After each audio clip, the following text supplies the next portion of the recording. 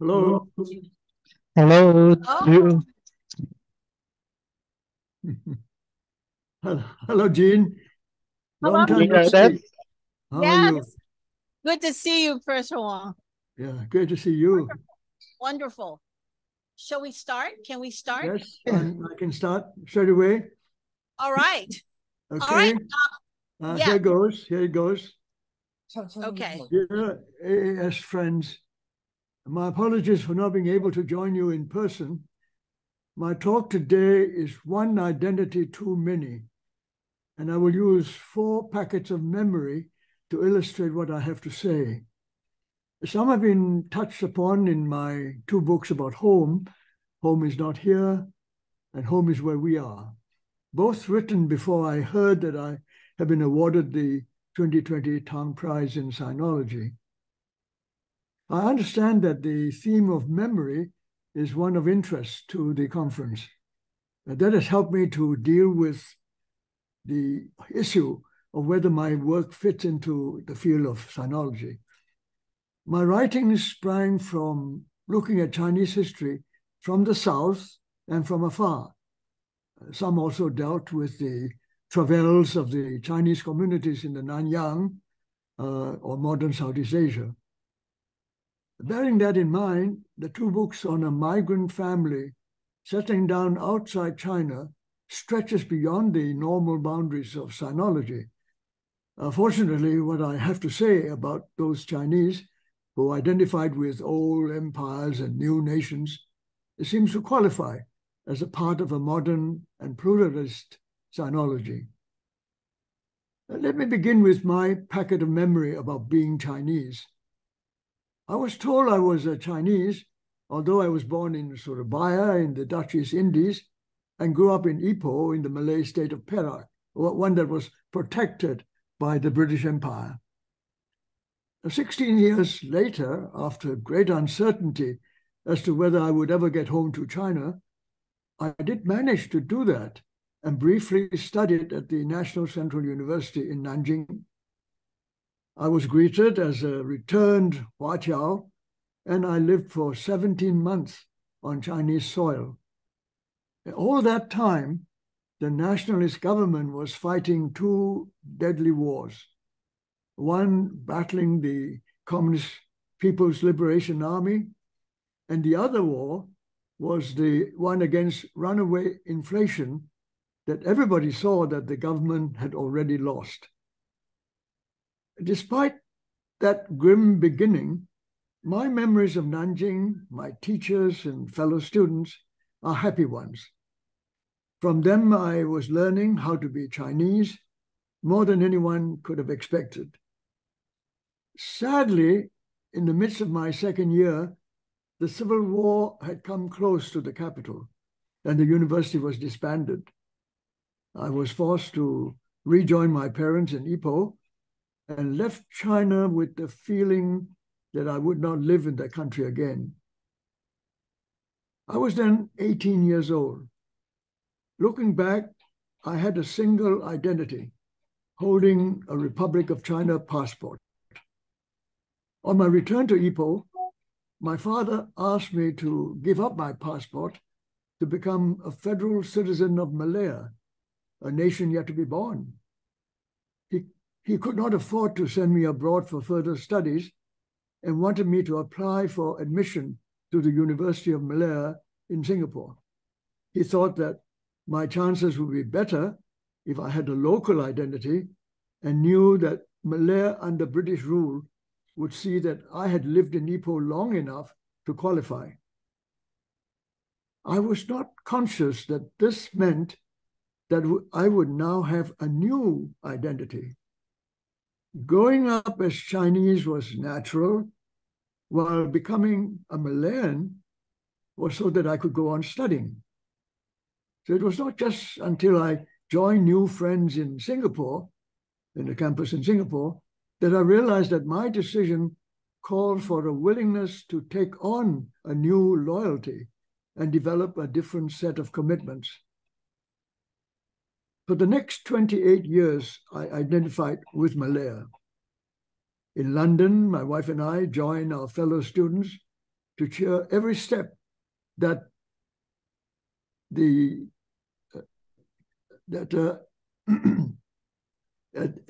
any step that took the country closer to independence. We were relieved that the communist insurgency in Malaya did not drag us into a full-scale war as it did in Vietnam. So when I returned to teach at the University of Malaya, we decided to move to Kuala Lumpur so that we could take a more direct part in building the new nation. The country then became Malaysia and doubled its size to include Singapore and the Bornean states. And many of us thought that the country's newest identity was secure. However, less than 2 years later, Singapore was ejected, and the country had to accept the idea that communal politics would always be with us. It was in this way that I became conscious that having more than one identity was normal. Being a Malaysian did not free me from my identity as a Chinese, but it was expected that the national identity would replace my ethnic identity. It was clear that national identity had priority in the eyes of the state and those of one's fellow citizens. My second packet of memories started differently. I recall the moment when I thought that my identity as a historian of China should also have a distinct place in my life. The idea surfaced when I learned that the politics of one's legal identity could be constricting if it could not provide a sense of freedom and equality. I asked if the legal was one of several identities that one could have, was it necessarily the most important? I concluded that the legal status behind citizenship and passports does not capture the many layers of everybody's identity, but was merely the basic rights of a citizen. It is possible for people to assert their multiple identities that connected them to their families, friends and partners, workmates, all those with whom they shared social relationships and cultural preferences. There could even be more mixtures of identities, not only within your community and country, but also across many boundaries. This led me to reflect again about my trip to China. I saw that going there in the middle of 1947 had actually exposed me to new dimensions of identity. I had been very comfortable in the embrace of the Wang family in Taizhou, hometown, and that had been confirmed what my parents had prepared me for. So I finally knew who I was. On the campus in Nanjing, 2 of the compulsory freshman courses were classical literature and history, and I had stepped into the deep end of both of them. The classical texts that my father had taught me were taken as general knowledge, and I was introduced to what I later understood to have been the starting point of philology. It was also assumed that I knew as much Chinese history as my classmates. Our professor simply chose his favorite part to expound his views on the country's strengths and weaknesses. I thought that his nationalistic emphasis was somewhat anachronistic, but I stayed silent. In both cases, I took careful notes. Both the courses had stressed the quality of the civilization from where my identity had come, and also showed me that my father had started me on the right path towards understanding that heritage. Furthermore, I had also been surprised how much my classmates in the foreign languages department knew about modern poetry, modern fiction and drama that they had read in high school.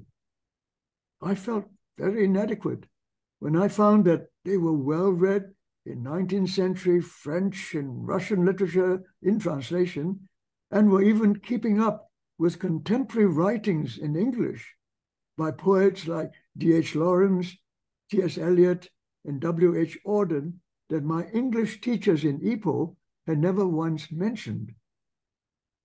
I then observed that they had followed the recent efforts to produce a new national literature. In retrospect, I realized that my new friends had created for themselves a modern Chinese identity that I did not have. This was something that I would have had to acquire by remaining longer in China. I was keen to pursue the new literature that I was encountering in various libraries and in a quiet of our dormitories. But despite trying to follow my friends in keeping politics out of sight, it was impossible to ignore what was happening to the country. Inflation was out of control, and the civil war was approaching Nanjing.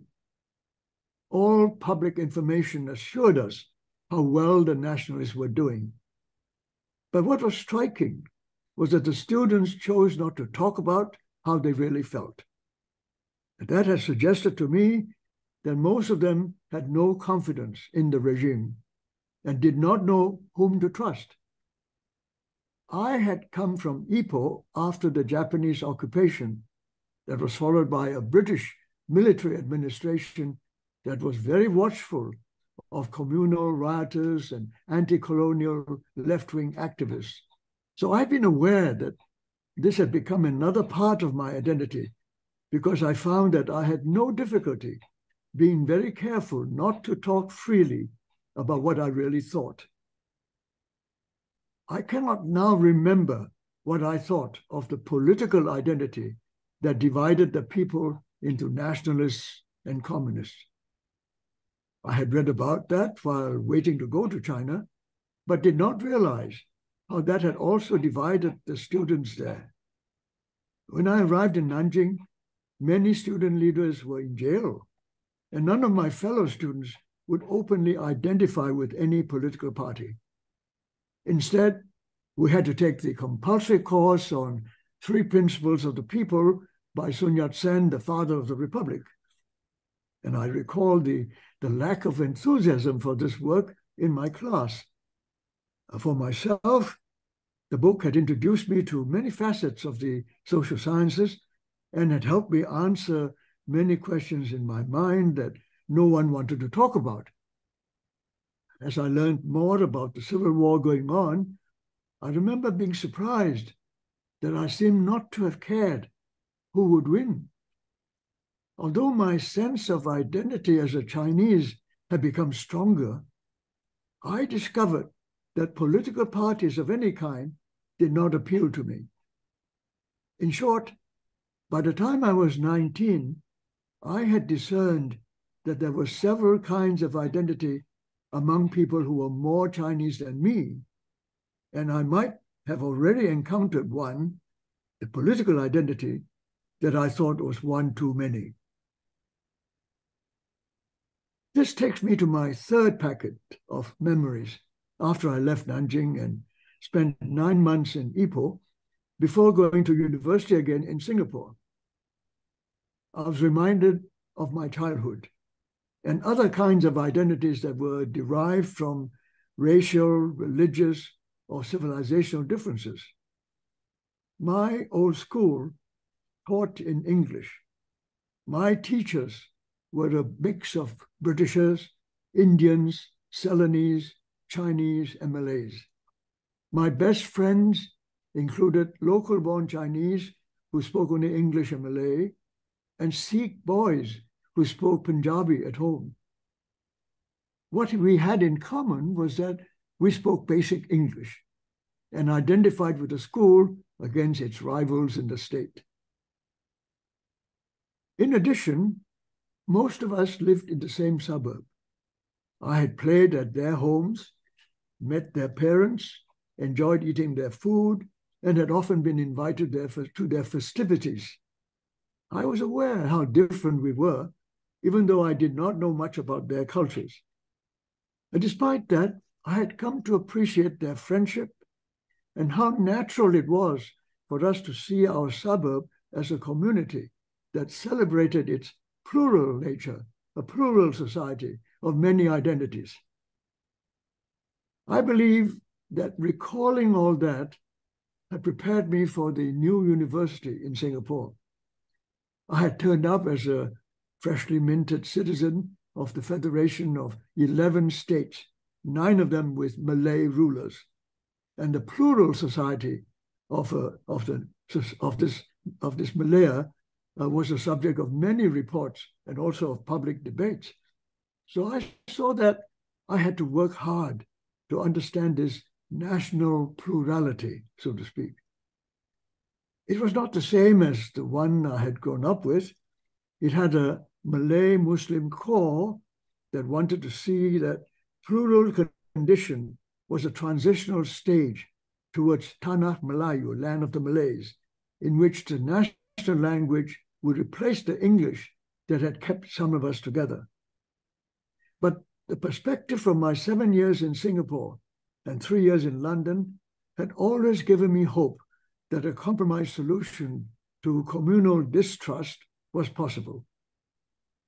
So that brought me to recall how the Japanese had seemed to favor the Malays, had asked the Indians and Ceylonese to help them drive the British out of Asia, and had treated the Chinese as hostile. Their policies had exposed the underlying tensions among the different communities under British rule.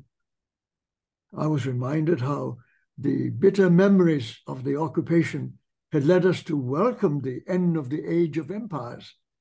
We saw the post-war order as one that gave us the chance to build our own nation state. And that had kept me hopeful for at least 2 decades afterwards. I believe that I never fully understood what happened to us in Ipoh during the occupation years. I had thought only of a life enriched by living and playing among the Chinese in Old Town and New Town, of mixing with people who spoke Cantonese, Hakka, and Hokkien, and not the Mandarin Chinese that I spoke at home. I did learn that speech differences were accompanied by different clubs and associations and separate temples and religious practices that kept the various groups apart most of the time. The tin mining industry was largely in the hands of the Hakka, while the Hokkien did well with their rubber plantations. However, the Cantonese ran most of the shops and provided the artisans in the town. And it was their speech that had become the lingua franca for the whole community. As for the Chinese schools that taught in Guoyu, or national language, it was the written language that underlined the sense of having a common identity as Chinese.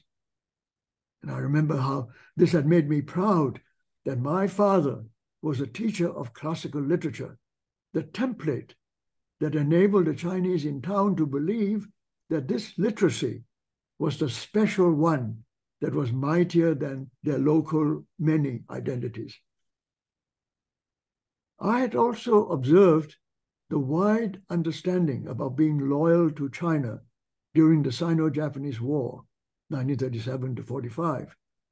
But this had come to an end when the nationalists and communists resumed their civil war in China. And young local Chinese in Malaya had come out of the war as war heroes of the anti-Japanese Malayan Communist Party. I paid little attention at the time, thinking that theirs was but a local conflict, whereas I was returning to China, where my identity was linked to the victorious nationalists who were now back in their capital in Nanjing. I still recall my mother telling me that the Republic of China was one of the 5 great powers of the post-war world, with veto power in the new World Organization of Nation-States. It was therefore a great disappointment for me to have seen how corrupt the Nationalist Party had become. I even believed that the Communist Party was alien for rejecting China's civilizational heritage. And in that context, I had lost any sense of identity with the new China. And that was why when I joined my new friends in the University of Malaya, it was what I learned at an English school in a Malay state that was really helpful when I sought to find a new identity as a Malayan. The Malaya that we had hoped to belong to turned out to be much more complicated than I expected. The difficulties had begun the year before my return to China. And this was when Singapore was left out of the Malayan Union, despite the fact that each was recognized as having a comparatively similar plural society. When the Union was reshaped as the Federation of Malaya in 1948, it was still without Singapore. The problem was the large Chinese majority in Singapore that the Malay leadership did not want in their new country. In 1961, the British offered to add Sarawak, Brunei, and Sabah to the Federation to assuage Malay concerns. And following hard bargaining, Singapore did briefly become the 12th state in Malaysia. The reality, however, was that the plural society of the island was based on a Chinese majority whose demand to be treated as equals with the Malays was something that the government of Malaysia could not accept. In 1965, the city was separated to become its own republican nation. I had hoped that the people of both territories who had learned to live with great differences among them could build a new kind of nation. I thought that the University of Malaya, where I studied and worked, could play a part in this new design. However, Malaya saw its plural society as a transitional stage, while Singapore insisted on a Chinese, Malay, Indian, others model, a separate kind of model, as its founding principle. In that context, Singapore's separation from Malaysia was fortunate. Malaysia continued to have identity problems, and many of its leaders now see that the pluralist identity was simply one too many. Let me end with my fourth memory packet. In Kuala Lumpur, my interest in the history of the Chinese settlers in the country was unavoidably politicized, and my work as a historian of China was held back by the complete ban on all modern books and documents. I became alarmed by what this was doing to my identity as a scholar and teacher.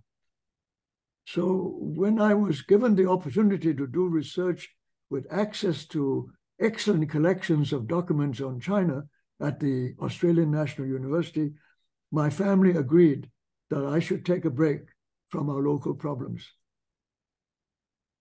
Soon after we went to Canberra, events in Malaysia took a tragic turn. The riots in Kuala Lumpur had led me to lose faith in communal and political identities. I concentrated instead on restoring my self-confidence as a historian, and after several years, my wife and I saw how our children had adapted to life in Australia as members of a tiny minority. It was helped by the fact that all the families we knew there had come from somewhere else, and everyone admitted to being some kind of migrant. For our family, not having identity anxieties was a refreshing change, one that was easy to get used to. Thus, when provoked about my loyalty to the Malaysian state, I decided to end any ambivalence and chose Australian citizenship. I must admit that although I was ready to be a valuable citizen, my sense of identification was incomplete. I was almost 50 years old and knew that my knowledge of Australia was shallow. What made me grateful was how the country provided a home for our children. Looking back, that does seem to be a sound basis to settle on an identity. For myself, the decision to become Australian was also an act of appreciation for the university's academic freedom and respect for independent scholarship. After 18 years in Canberra, I went to the University of Hong Kong, and 10 years later, on my retirement, I went to work in a research institute now located in the National University of Singapore. I have now been with the NUS for 26 years. So when I was asked, why am I still a permanent resident and not a Singapore citizen? Well, the honest answer is, I take my legal identity as important. In my life and work as teacher and writer, however, I discovered that I am content to be Chinese by birth, to admire what Singapore has achieved, and to be totally comfortable as someone Southeast Asian in outlook. Any more would seem to me to be one identity too many. Thank you.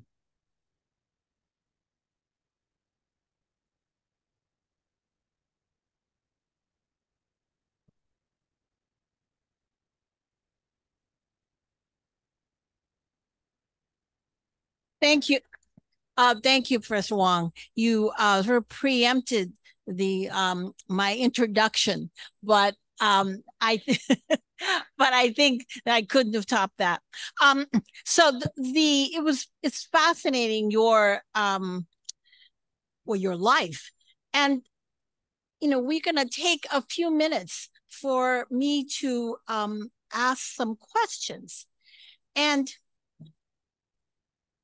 I guess one of the questions that I have, and you also went ahead and just gave us actually your biography of the very places that you grew up, the schools that you went to, the countries that you lived in, and then finally your decision to become an Australian citizen, and then your time in Singapore.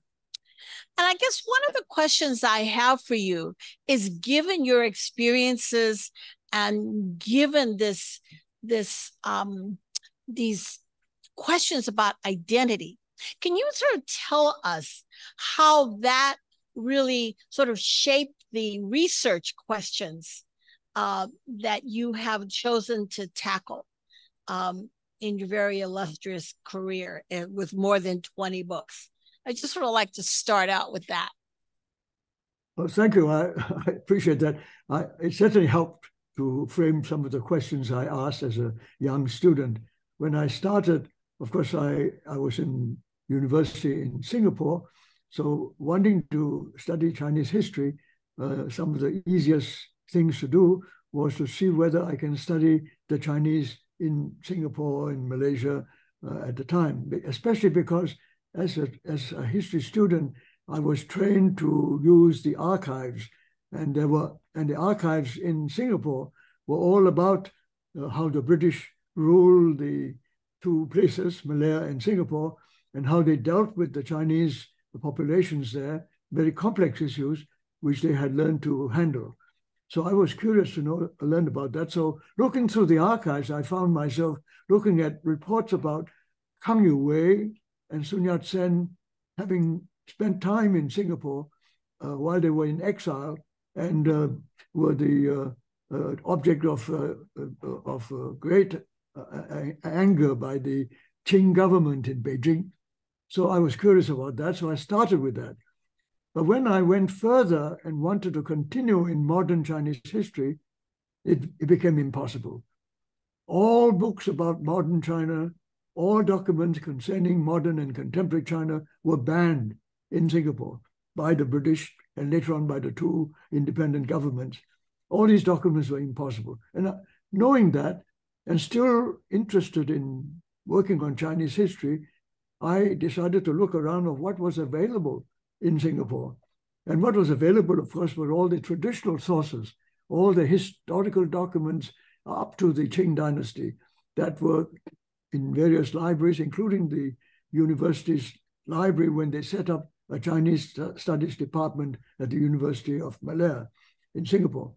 So the library had a good collection of all historical documents collected from Hong Kong, but very good scholars, librarians who picked up all kinds of, in fact, including some very rare documents of pre-modern Chinese history were brought to Singapore. So I thought that was fine. So I decided to turn to ancient history.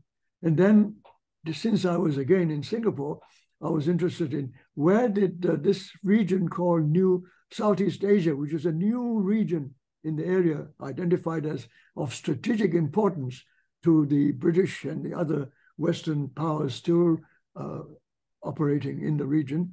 I thought I'd have a look at this area called the South China Sea. And I picked on the subject of the Nanhai trade, the trade that the Chinese have had with Southeast Asia, or what the Chinese call Nanyang, from 2,000 odd years ago down to the present. So I thought I would start with that first 1,000 years to try and understand the whole background of this long history of relationship in a sea that was proximate to the southern provinces of China. And that's how I started. As I said, I started from the south. I was looking at it from the point of view of those people in southern China operating in one way or the other with all the countries and peoples of Southeast Asia. That's how it began. So as you can see, my location did a lot to get me started in that way. Fascinating. I'd like also now to sort of move to your time as the Vice Chancellor at the University of Hong Kong. So your time was right before the handover. And I would love to have you get your thoughts and reflections about this question of identity that you saw in Hong Kong among students and the faculty. Well, Hong Kong is a very complicated story, I must say. All the time that it was treated as a colony by the British, the Chinese people in Hong Kong were primarily Chinese from China, who never saw themselves as British in any way, and of course could not have become British even if they wanted to in those days. Right. So all that time, you might say that the Hong Kong people were operating as subjects of the British in their colony for certain business and other purposes, and especially when they went abroad, they could use Hong Kong as their base for operations. But in their lives, they lived exactly as they would have in China. Their relationships, they kept up with all their families in Guangdong and Fujian Guangdong particularly, and they visited each other regularly. There were no real borders to speak of. People moved very freely between the island and Kowloon and the rest of southern China. So all that time, one could even argue in a perverse sort of way, there was one country, two systems, the one country being China, from where 98% of the population came from. And the two systems was the fact that the British had their colonial system, which they operated very carefully and very well. And the Chinese had a kind of informal system through the very fact that the people who lived in Hong Kong operated completely as Chinese. They were involved in Chinese politics, they were involved in Chinese education, they were involved in all the artistic and literary and all kinds of social changes that were occurring in the various city ports of China. And they were as modern as the modern Chinese were becoming. In fact, they were modern in slightly different ways, but nevertheless seeking to be modern as much as the Chinese in China were. And the differences were, you might say, so subtle that I think for most people who lived in Hong Kong at the time, those Chinese who lived in Hong Kong at the time, it wasn't terribly important, only important for certain official occasions when identifying as a British subject was advantageous, and other times, and most times, being Chinese was tremendously important. So it was that kind of condition all along until after the end of the Second World War, when the question of why did the Chinese not take Hong Kong after 1945? They could have, because the British had lost to the Japanese, and the Chinese were officially allowed to take back all territories that the Japanese occupied, which included Hong Kong. But for various reasons, which are complex, I can't deal with them here, both the nationalist government did not do so and came to an agreement with the British that they would continue in Hong Kong and act as a kind of window to the world, which could still help China that was engaged in a civil war against the communists. And finally, after the communists won, again, they could have taken the opportunity and taken Hong Kong militarily. I don't think they could have been stopped.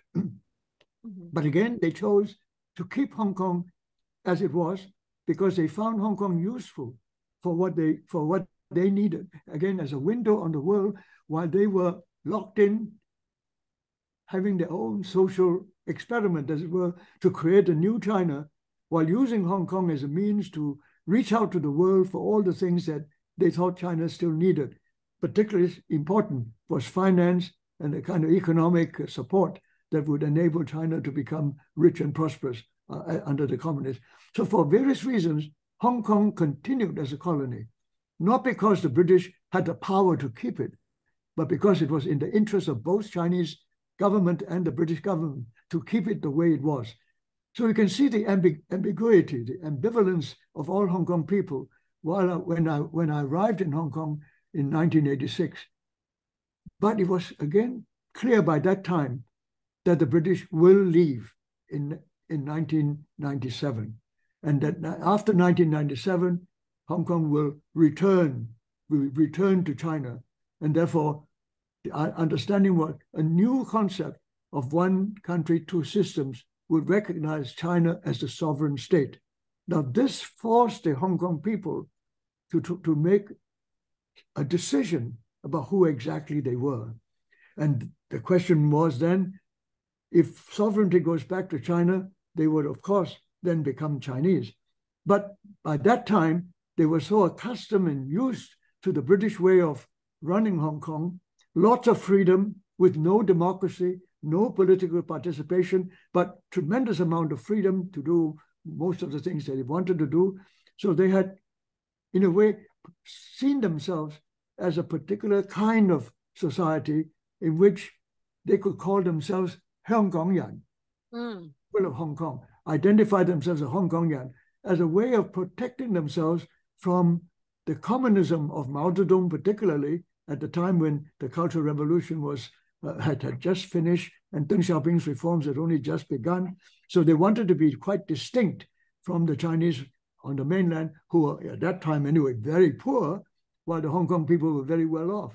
So they wanted to keep that distinction. So the idea of a Hongkongyan, a Hong Kong person, became very significant, increasingly significant. So much so that I think some of them began to believe that it might even be possible for a Hongkongyan to become a separate identity, at least in their lives. But of course, as you can see, the ambiguity was too difficult. Essentially, the message was very clear about 1997. Sovereignty had returned to China, and sovereignty was first, was prior. The priority was one China.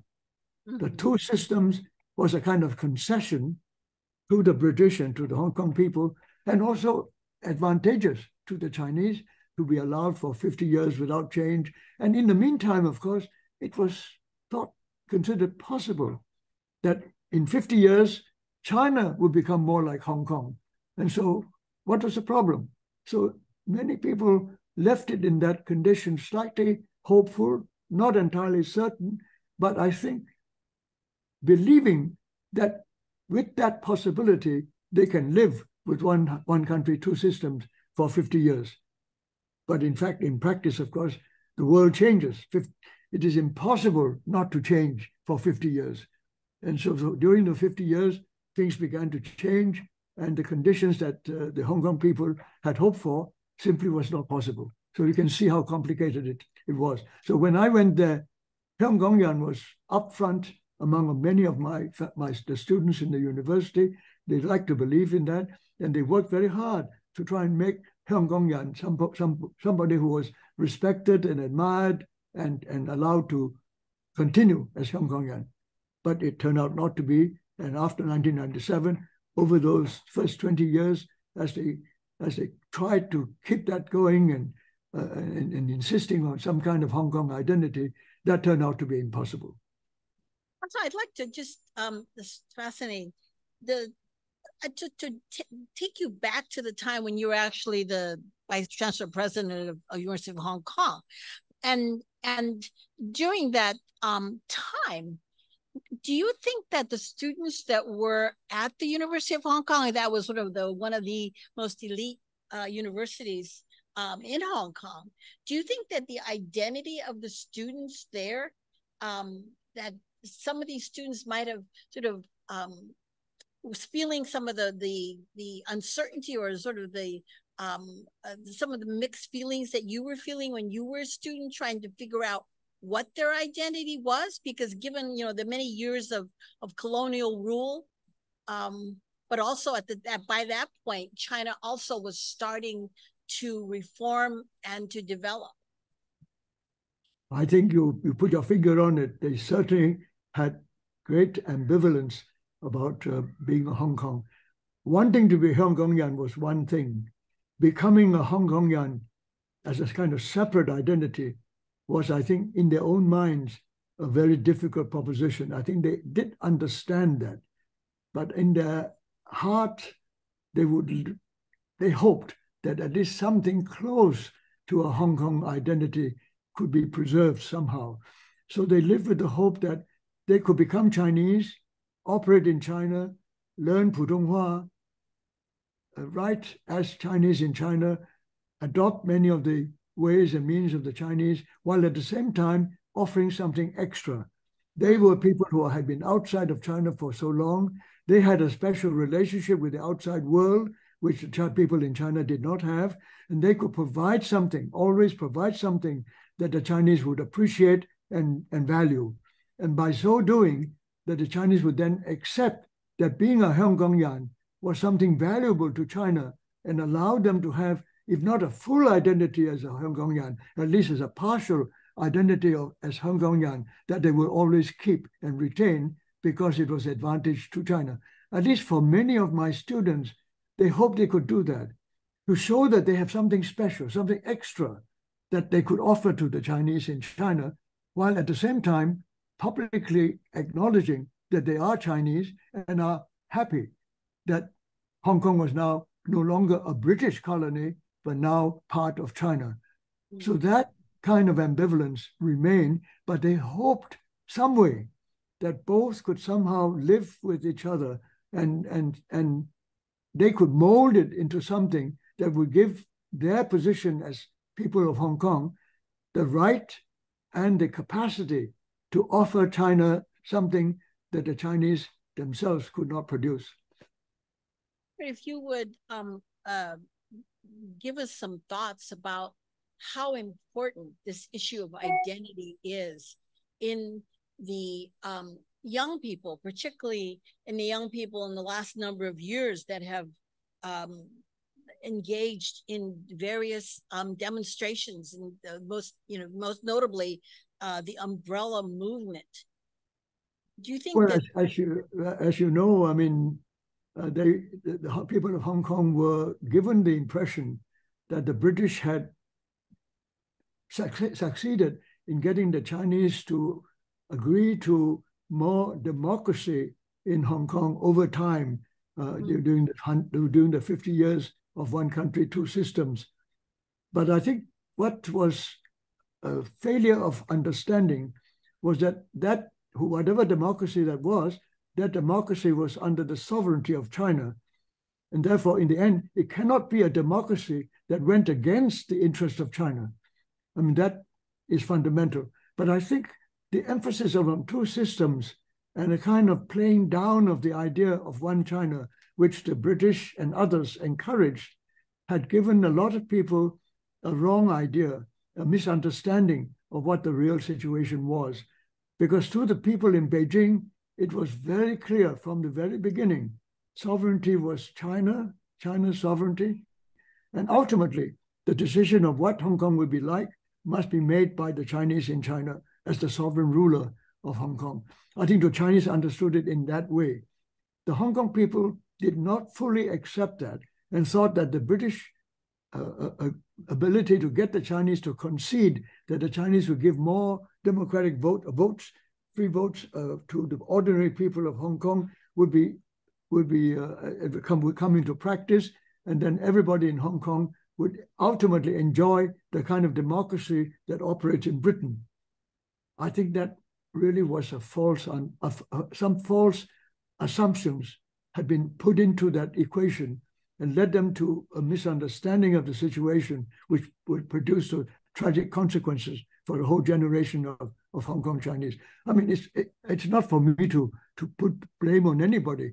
It's simply that the circumstances were such that both sides, both the Chinese and the British, had left certain things open and not spelled out in detail, and therefore leaving room for ambiguity and misunderstanding and even misrepresentation as well. So in the end, when the crucial moment came, the people who understood the whole situation differently began to think of each other as enemies instead of seeking a way out, of compromising or finding a way which enable both systems to operate to some extent, which happened actually over the first 20 years. It was only in the second half that this had broken down.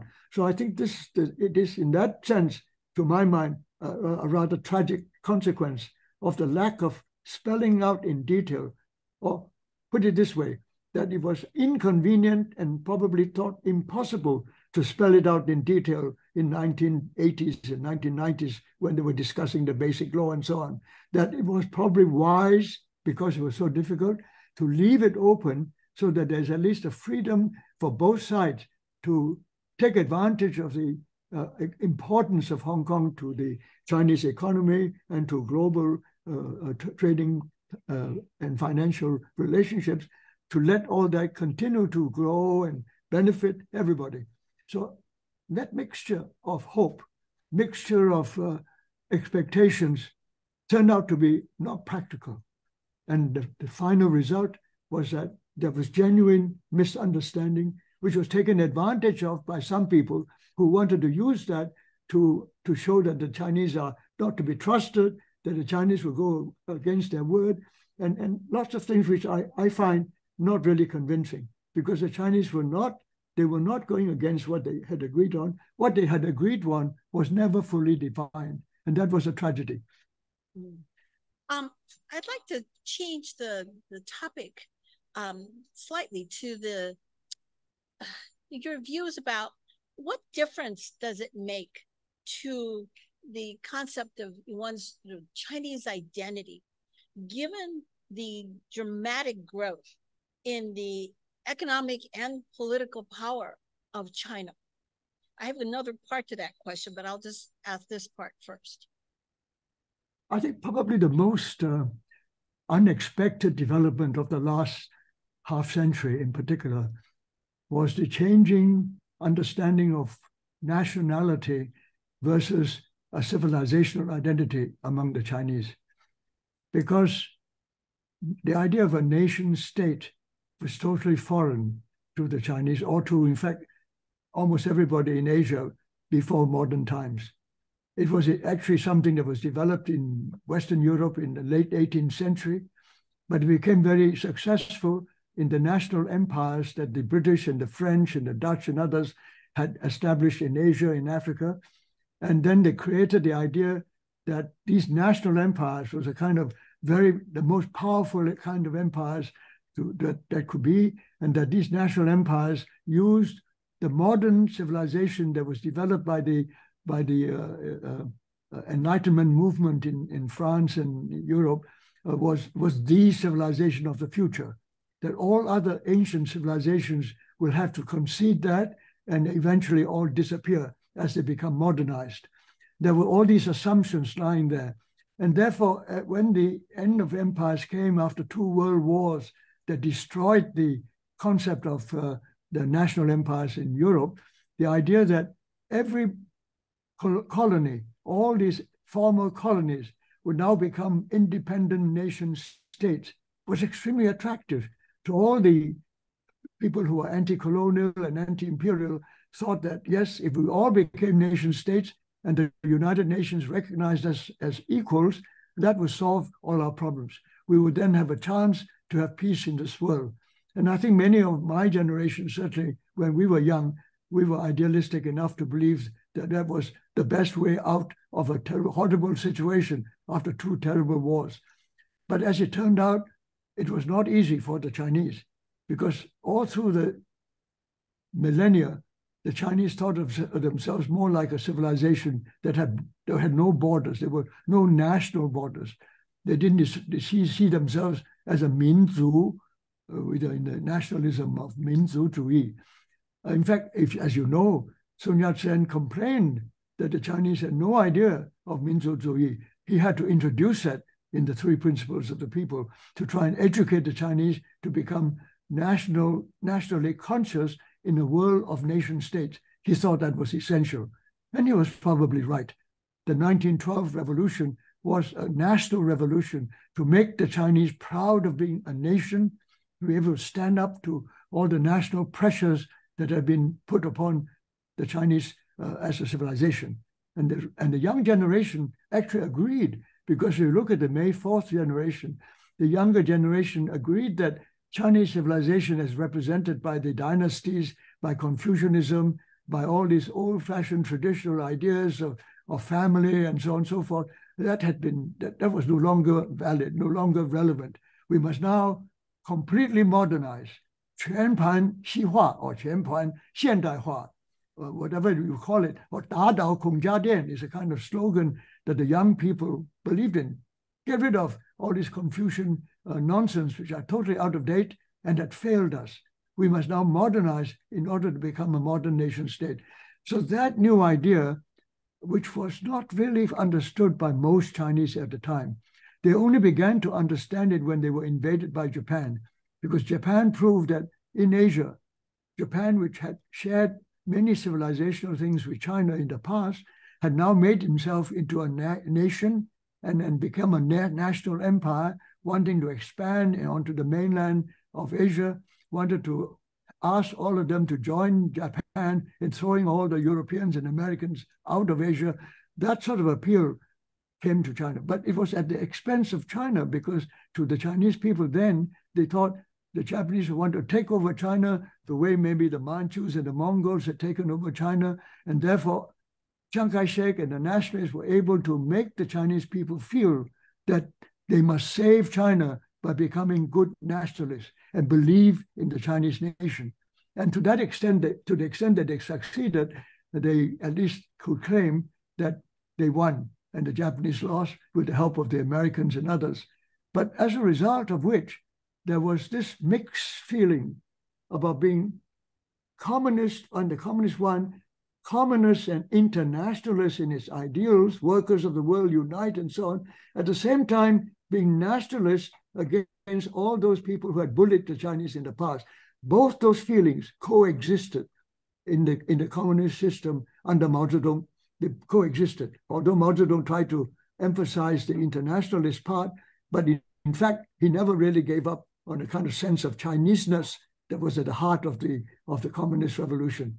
So when Deng Xiaoping brought back a kind of new way of looking at the world, I mean, he had to persuade the people to work to save China, to make China rich and prosperous again, to make it have the power that it deserved to have in the world. They had to become proud to be Chinese. And to be Chinese then is something to aim for, to work hard to create a new pride in being Chinese. And all the leaders since Deng Xiaoping have basically stood for that. At the same time, using some of the ideals of socialism and the ideas they got from Marx, but returning to recognizing that the communist system in 1949 inherited nationalist China. They've acknowledged that. And the nationalist China was something that stood against the identity of the traditional Confucian central government of the dynasties. And yet all this meant Chinese continuity. There's a continuity of China through thousands of years of history, and that civilization is essential for a Chinese nation to remain proud of itself. And then by mixing a heritage of civilization with this new idea of a nation state, bringing them together, they have actually made it more difficult to understand what China stands for. Because if China stands for a civilization, the civilization is something that is great, everybody admires, it has borderless, people can adopt it or not adopt it according to whether they admire it or respect it or not. Whereas nation states are very exclusive things, something that belongs to us. If the Chinese civilization only belongs to the Chinese, then it becomes part of your national culture. It is no longer a civilization that is available to other people to learn. It is something that you think is yours and is the source of your own power and wealth, and you must keep to yourself. Then it loses its appeal outside. But what we call Chinese, in a general term, when we mean by ethnic Chinese of those who are not Chinese citizens, who are not nationals of China, who live outside, who admire Chinese civilization, then the confusion of saying, if you admire Chinese civilization, you must identify with the nation state of China. This creates a lot of misunderstanding again. And I'm very concerned that this set of misunderstanding does not create future tragedies. Well, yes, I now want to sort of turn to the sort of another consequence of the fact that China has grown so much that the United States sees it as sort of the essential challenge. And so that then has, I think, given rise, particularly after COVID, to anti-Asian and specifically anti-Chinese feelings. I mean, so I'd just like to hear some thoughts about where do you think this is going and how this affects this concept of identity, Chinese identity?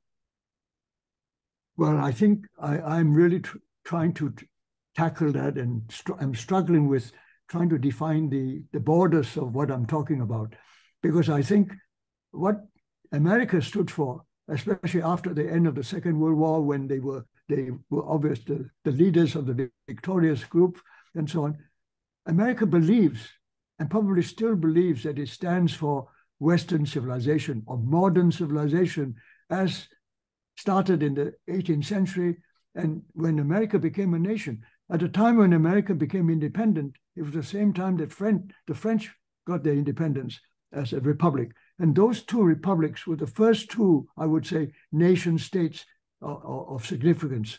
And those two represented a civilization that was represented by a nation state. And that was peculiar to that particular period of history. From that point of view, America has been a nation state now for 200 odd years since the independence, but at the same time seeing themselves as the advanced forces of modern civilization.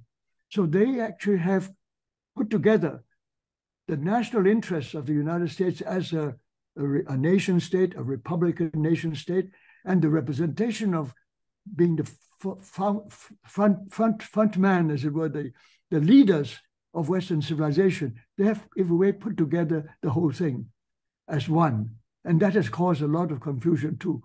But what has happened in the meantime, the Chinese, who had a civilization for all those thousands of years, in a way, redefined themselves as a nation state, a Republic of China, or a People's Republic of China, which concentrated on the Republican nation and as a nation state, therefore, in a way, making the Chinese proud of their nation and proud of their civilization, drawing upon the ancient civilization to strengthen and give them a sense of strong identity. So there have been two different ways they're bringing these two concepts of what is national culture that to be proud of as a nation state, exclusive to that nation, and the idea of civilization, which you share with the rest of the world, because it is so good, it is so admirable, it offers so many important things to everybody else, it should be shared. It should not be exclusive to anybody. That's the idea that civilization, in my eyes too. And that was what the Chinese civilization was like. And if you talk about the writings of Confucius and Mencius and all the various scholars of the Chinese, whether they're Taoists, and in fact, even Buddhism was borderless. It came from India, but nobody talks about the borders of Buddhism. Anybody can be a Buddhist. Theoretically, anybody can be a member of someone of Chinese civilization, of Sinic civilization. But all these things have now been confused by this mixing of the nation after 18th century, the nation state, and civilization as modern civilization represented by the nation state that now United States sees itself as a leader, and the Chinese recovering their sense of civilization while at the same time trying so hard to make the Chinese feel nationalistic about China and protective and defensive of its values. How you sort this out is something that is happening today. And one of the reasons why this thing is so difficult is that when you feel each other threatening each other, as people say that the Americans feel that China has become a threat, and the Chinese have always thought of Americans as a threat. So with that kind of, you might say, a degree of fear in their relationship, they both have at the same time emphasized being a nation state with national interest and also being a civilization offering the others, trying to combine the two into one. And I think that is not working. It's creating all kinds of confusion. Because if you insist that national culture is the same thing as civilization, then other people will say, what does it mean? If it's national culture, that's yours, not mine. I would have my own national culture. It will have different components. It will be a mixture of different values and so on and so forth. But your claim that your civilization is your national contribution to the world, and the world has to accept your national civilization, that creates real misunderstanding among people. And if you're then fearful that your civilization, not only your country, but your civilization is also threatened, and that your national power should be used to defend your civilization, as it were, you are actually bringing the whole thing into a different dimension. You are saying that, in fact, you're accepting what our friend Huntington used to talk about, the clash of civilization. Whereas I believe that civilizations don't clash. Civilizations are offering the world the best things that are available in that civilization. What clashes are those political units, called nation states in this case, who use civilizational differences and take them on as their, as it were, offer to the world, and use that to fight other people, in using civilization as an excuse to fight somebody else. And that, I think, is again, Huntington did not help by talking about the clash of civilizations, but he was right to say that there are different civilizations. And that, I think, is something that we should think much more about. In other words, there will not be a time when there's only one civilization, universal to all of us, and everybody will be the same and live under one civilization. That is not going to happen. There will always be civilizations. And there are some civilizations who are modernizing themselves and insisting on their own civilizations as different from those claimed by other people, because they are distinct. And these are, for example, the people of the Indian civilization, the people who represent Islamic civilization or Chinese Sinic civilization. They have something more to offer. But if they concentrate or over-concentrate on their national interests in fighting for civilization, they will confuse the matter and make it very difficult to sort out the differences that exist between countries, which are more natural. But to have civilizations clash, used by political units to fight one another, I think is a tragedy. Thank you. I have monopolized you long enough. I don't know if you can see the audience, but I just want you to know that this is the last session of this fabulous 2023 AAS-in-Asia. And this is a very packed room. So I think it's very fitting. And so I'm going to tribute to all of your great scholarship. And I want to then now open it up for the audience to ask some questions. So please, let's try to be succinct so that we could get as many questions as possible. And perhaps we should have you speak in the microphone. So questions, please raise your hand. Yes, a gentleman right there.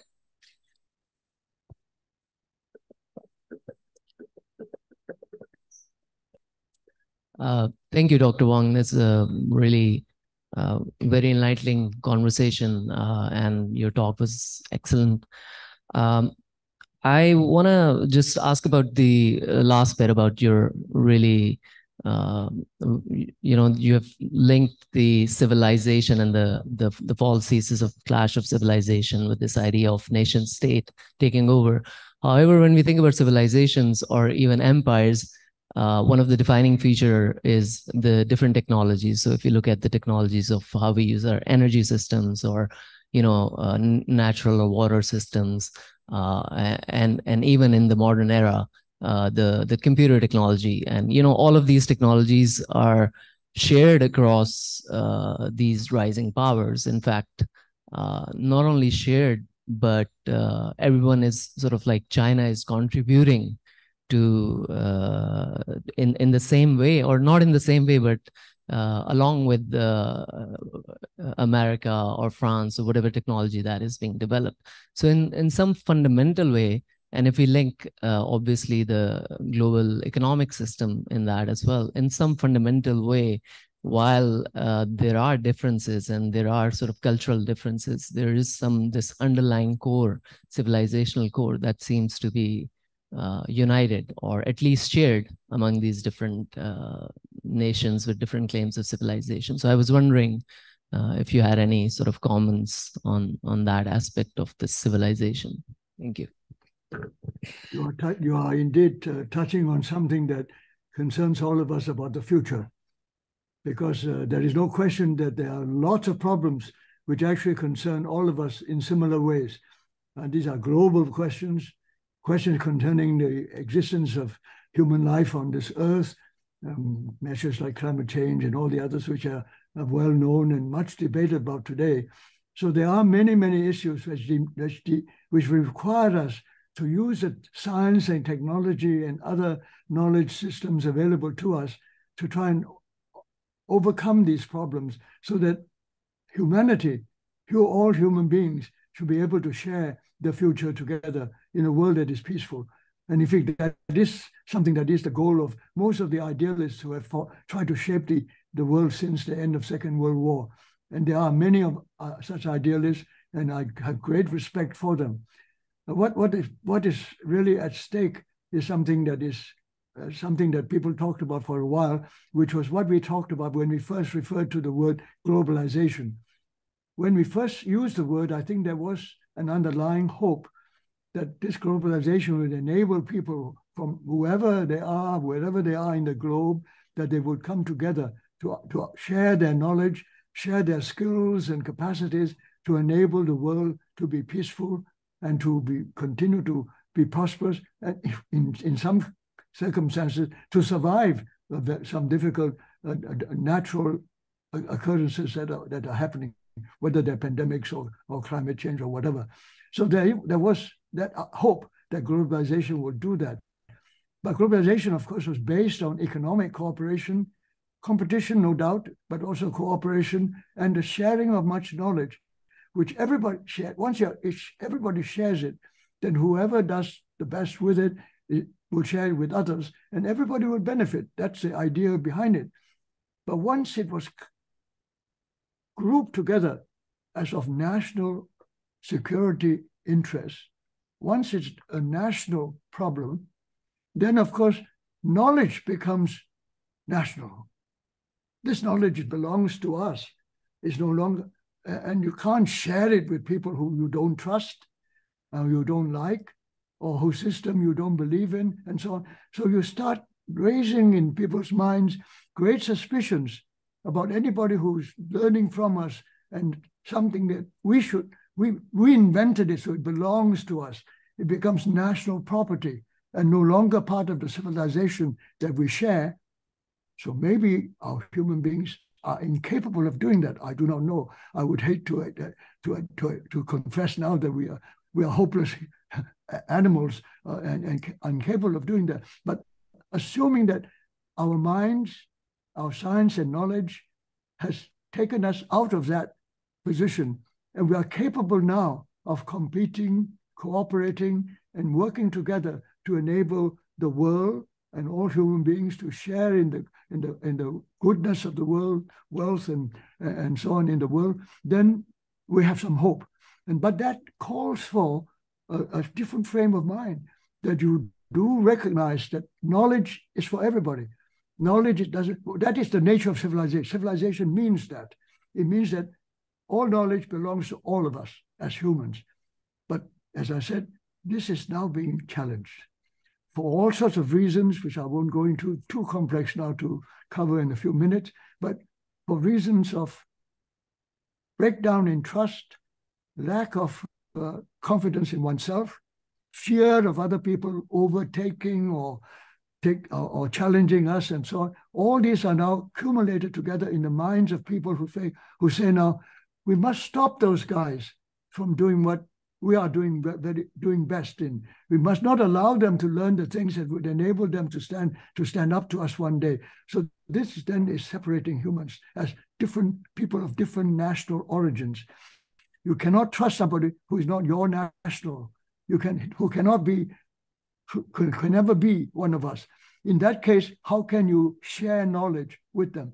So you can understand, once you frame it in the national kind of setup of, particularly of the security, the fear of losing something of your national greatness or power, once you fear that, then of course you suspect everybody, and you do not want anybody to learn something from you that you don't want them to use against you one day.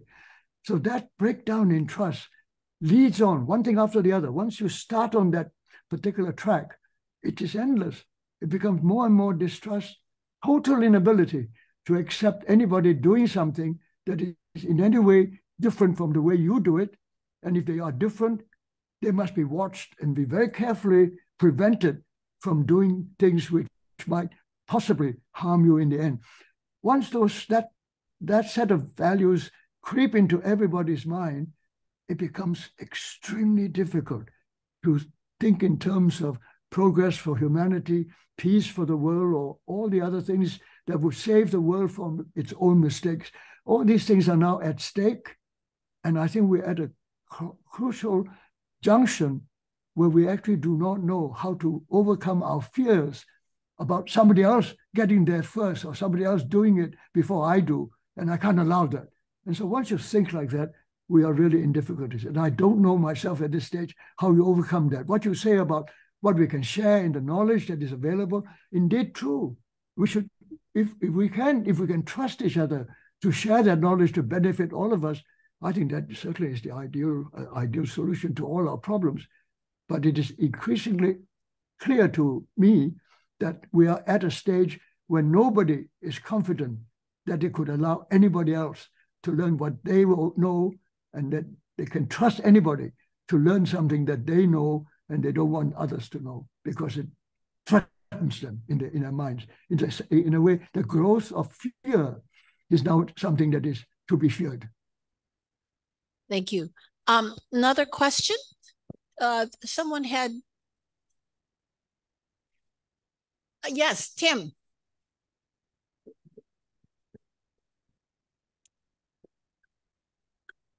Professor Wang, thank you very much for an inspiring 4 packets of memory. We've come around to talking about nation states versus civilizations, and you have articulated so well that the challenges before us. They suggest things we might want our governments to do. But I have a certain faith that they will not listen to me, and I don't think they'll even listen to you. So we'll leave them to how we handle our governments in each in our own countries. And we're here at the end of a session of international scholars who share much with you, and you with a lifetime of contributions. I would like to ask your advice for us at these problems that we're confronting between nation state and civilization. What would be your hopes that we might do, the people in this room and our colleagues? Well, I'm actually very, very full of admiration of those of you who organize these international conferences of scholars, because you have obviously faith in the function and role of scholars in the world of the future. You do believe that scholars have something to offer, and despite all the differences and the difficulties that you all face, all the scholars in the world continue to keep on trying to expand our world of knowledge, to enable others to understand and to appreciate what is being achieved as human beings and what every society is trying to do to improve itself. All these things are part and parcel of the world of knowledge. And those of us who have been engaged in it know that there are limits to what we can do in the practical world. We know that we will not be listened to necessarily, but we always hope that some of what our ideas would eventually seep through somewhere and gain the attention of those who can make a difference. I cannot be sure that we'll be able to do it in time before we destroy ourselves. I cannot be sure that we are so impatient and we're so fearful that we can allow rationality of this kind. The acceptance and knowledge is so important to all of us that we need to share them. All these things we may not have the kind of time. And what strikes me most of all as I get older is simply that things are changing faster than I remember when I was young. I seem to have had more time to think of problems and solutions and ask questions and look for answers when I was younger. Today, things are moving so fast. It's amazing to me that any one of you who are young and so on can keep up with what is happening at the rate things are changing. And I'm absolutely full of admiration for people who can do that. I wish I could. As I said, as things are moving faster, I'm getting slower. So it's a bit disappointing that the rates don't keep up, as it were, as I get slower. So I appreciate that this is up to the young generation to go on. But the fact that the scholars get together, put aside their differences every now and then to say, hang on, what is really happening? What can we do to find out, at least to get closer to what is true, what is fair, what is just, what is real, and as opposed to the mirages and the nightmares and all the others that some people have made and put on the agenda, how we can help to minimize those and add to those that increase people's confidence, that make people believe that human beings can be trusted. And there are enough human beings who can be trusted. And those that can be trusted should be empowered to improve upon the trust that is out there, to make more people who can trust others. And so there are so many things to be done. And to my mind, the great thing about scholarship and knowledge among the social scientists, the humanities, all these people have something to contribute. And the fact that they are meeting and continually exercising their minds to try and get people to appreciate what the problems are and how serious they are, not just upon your country or your people or your particular community, but to the whole world as we know it. All those efforts of the last few hundred years to understand the world and make up the world happier and so on should not end so tragically. Can we not prevent it? Is it something that we simply give up and say it's impossible and let's just follow our instincts, be our animal instincts, if you like, and take on all the problems, kill all those who stand in our way, and only support those who believe exactly as we do. Make everybody believe exactly as we do. Otherwise, we will destroy you. If you want to move in that direction, there is no hope.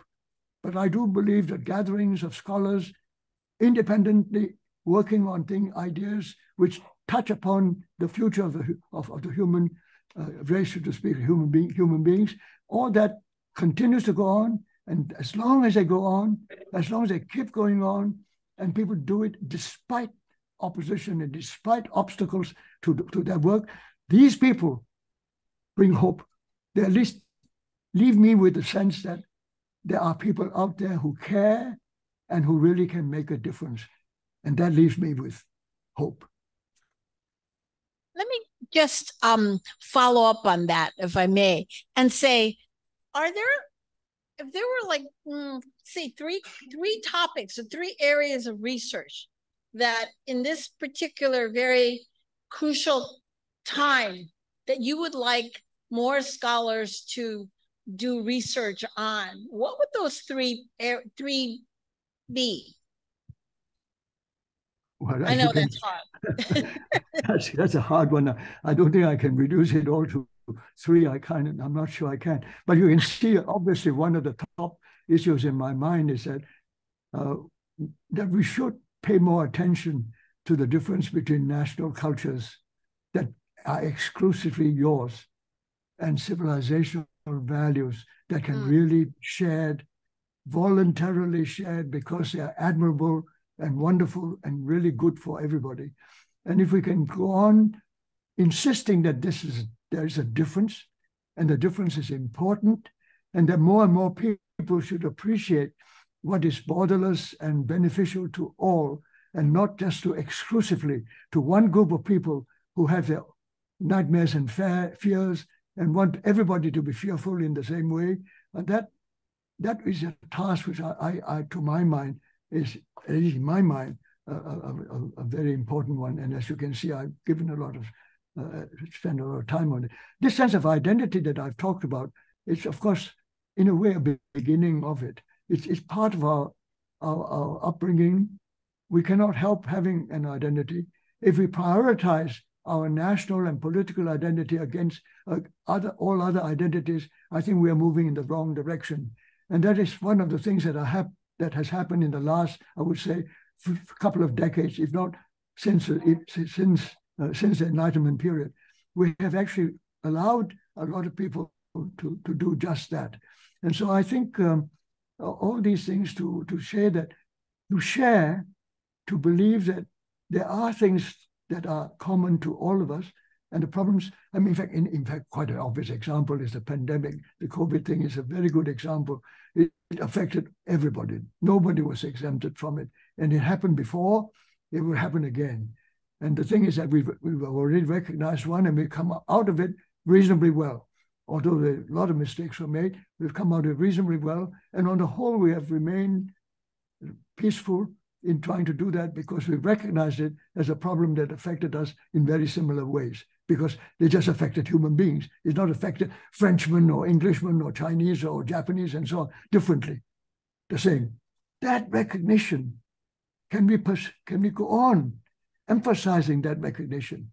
And there's only one example, but there are many others. If you really think about it and continue to emphasize the commonalities that all of us share, whether we like it or not, we share. And if we share it, if it's a difficulty, we try and solve it together. If it's a tremendous advantage, we work harder to make sure that that advantage is shared with everybody. All these things add up, and I can't pinpoint it as one or two or three. They're all related because they actually come from a frame of mind that recognizes that human beings do depend. We have reached the point that we are today because we've had civilizations over the centuries. And each step of the way, each civilization has contributed something to make the human condition better, as I understand it. And the progress that we've made in the last 200 years is absolutely astonishing. And they were the great work of the finest scholars in the 17th and 18th century in Europe.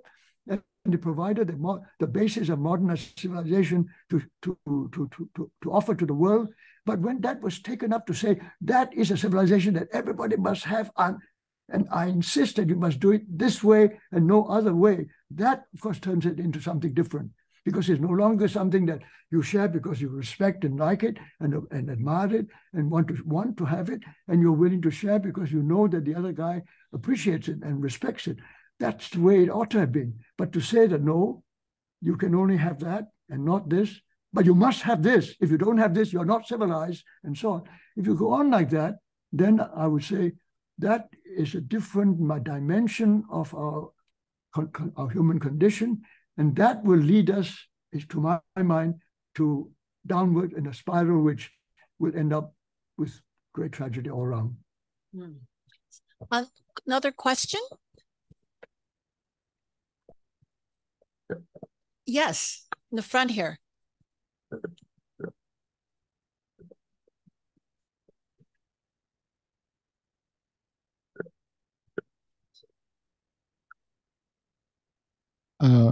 Thank you very much, sir. Just a short question and maybe like a comment in terms of talking about civilizations and nations. One of the things that, again, that I kind of agree with you and came away from what you've said is that civilizations are almost intrinsic. On the other hand, nations and nationalism is something which, again, comparatively a very recent phenomenon, 200 years, 250 years. But and there are number of problems which nationalism, whatever advantages it might have had, I think like the wrong side of nationalism, it has caused more than enough problems. What I wanted to ask you was, since you've looked at almost kind of the great arc of history, is the future is what? Towards almost these blocks, towards regions, or do we see kind of almost as the civilizations taking over, our connection to civilizations kind of going back to before we had the idea of nationalism? I obviously cannot predict what will happen in the future, but let me simply say that you put your finger on it, that once upon a time, not that long ago, civilizations were shared. A very good example, I mean, today we look at the relations around in Asia. Once upon a time, Indian ideas, Indic civilization was shared with vast majority of the people of Asia. The best known of which, of course, is Buddhism itself. I mean, Buddhism knew no boundaries. And the people who took Buddhism most seriously and really took it to heart were the Chinese, who had a separate civilization to begin with. But when they saw what was offered with the ideas of Dharma and all the ideas of nirvana, all the ideas of how you achieve it through not being tied to desires and others that are so earthly and so much tied to this earth, and find a solution beyond just ordinary lives. The Chinese thought it was wonderful, and they took it to heart, and they became Buddhists altogether. I mean, they are Buddhists at the same time as they did not lose their Chinese civilization because they took Buddhism. Not at all, because Buddhism was so admirable and had so much to offer. They could take it, and it enriched Sinic civilization, as it did the civilization in Japan and Korea and Vietnam, as well as the Southeast Asian states that are now openly Buddhist states. So it didn't matter how you took it, but the ideas in themselves were borderless. And they did not lead to wars. They were not responsible for the great wars of the world. On the contrary, they actually tried to bring peace to everybody. Every now and then they failed, they had other problems, but on the whole, what it stood for was clearly borderless. And even to this day, it's still clearly borderless. And you say that's an example of religion. I don't think of it as a religion. You don't have to think like that. It's a set of values which are relevant and important to human beings. And this applies to religion, whether it's Christianity, a belief in one God, and that could be Judaism, Christianity, or Islam. The belief in one God, it could be so important to so many people, and it has been very important. It has spread around all the world, and it brings people together. If you all believe in one God and the same God, you could do that. But if you use political power to take on that idea and say, my understanding of one God is superior to your understanding of one God, and start to fight about it, well, that's not the fault of the ideas of the underlying civilization. It's the fault of those who are willing to use civilizational values for their own interests. And those interests may be dynastic, feudal, nationalist, and so on. It comes in different forms at different times. But today, we're not faced with dynastic and feudal problems so much as with nationalist problems, because this has become the dominant political form that took shape after the Second World War. When the United Nations was created and empires came to the national empires came to an end, all the former colonies were so happy to build their own nation states totally understandable. And the idea that all these nation states are equal in the eyes of the United Nations and so on.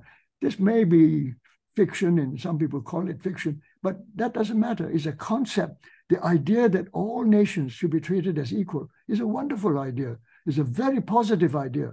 But in the midst of it, of course, again, those who take advantage of that to say that, but I'm bigger than you, or I have more weapons than you, I have better ideas than you, I have a better understanding of the world than you do, and therefore you must listen to me and not try to do anything else. All that are introduced by those human beings who are interested in power, in wealth, in dominance, in hegemonic existence, and so on, who believe that you can't treat people as equal. People are not equal. And if I'm superior to you, I have the right to behave as someone superior to you. Once those people take over the concept of civilization, they then actually turn it into their own cultural empires. And I call it today, these are the national empires, where nation states say, this is what the civilization ought to look like. And what they mean is that my culture says this is so. And if you don't agree with it, something wrong with you. And it is my job to tell you not to do it. And if you don't do it, I will have to do something about it. I cannot let you, as it were, do something which I think is wrong. So all these judgments about each other in that context, because of the desire for dominance, hegemonic leadership, or whatever, that once you allow that to take shape and measured in terms of science and technology as weaponry, as armed forces for destroying the enemy, destroying everybody who stands in your way, then of course you're moving away from the civilizational knowledge that science and technology represented to becoming the tools of nationalist power people, the power people who want to make use of whatever advantage they can get in order to dominate the world as they see it. Now that's something quite new. Is it preventable? I used to think it was, and I thought we are human beings, intelligent. We've come out of thousands of years of development. All that time we were improving all the time. We actually believed, I don't know whether how many of you still do that, we actually believed in progress. We are getting better all the time. But are we getting better if we now reached a point when we say, we are right, you are wrong, and because we are right, we have the right to destroy you? Then is that progress? I'm not sure. That's going back to my mind. In my mind, going back to very much like almost like an animal territorial thing. I mean, to all the tribalism that we had come out of in building our civilizations and cultures all through those millennia. So are we returning to all that? Because in the end, we cannot bear the thought that anybody out there should be more powerful than me, and therefore I must stop it at all costs. Now that is a kind of the tribalism turning into a very idealistic idea of a nation, a national empire and national imperial civilization that takes over and completely destroys and undermines the borderless civilization that had made human beings better than they once were. Well, thank you very much. I want to thank you for your decades and many volumes of scholarship, but also for the passion with which you've expressed your ideas today. It's incredible, really admirable. And this is, I think, of no better way than to end the conference. And by the way, I just want to let you know that this is our 8th gathering of the AAS-in-Asia. And this is, I think, the best attended conference. It's a conference about, memory. And I think that this memory and sort of the reconciliation and things that come with it. So I hope that we want you to continue this passion, and I think that the important people will listen, even if and hopefully they'll listen to people in this room as well. So I very much thank you very much, and I do hope to see you perhaps in Singapore this coming year. So thank you very, very much. Thank you. Thank you. Thank you. Look forward to seeing all of you. And what a wonderful gathering you are. Thank you all.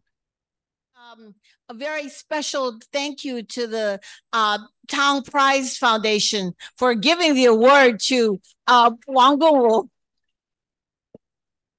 Fabulous.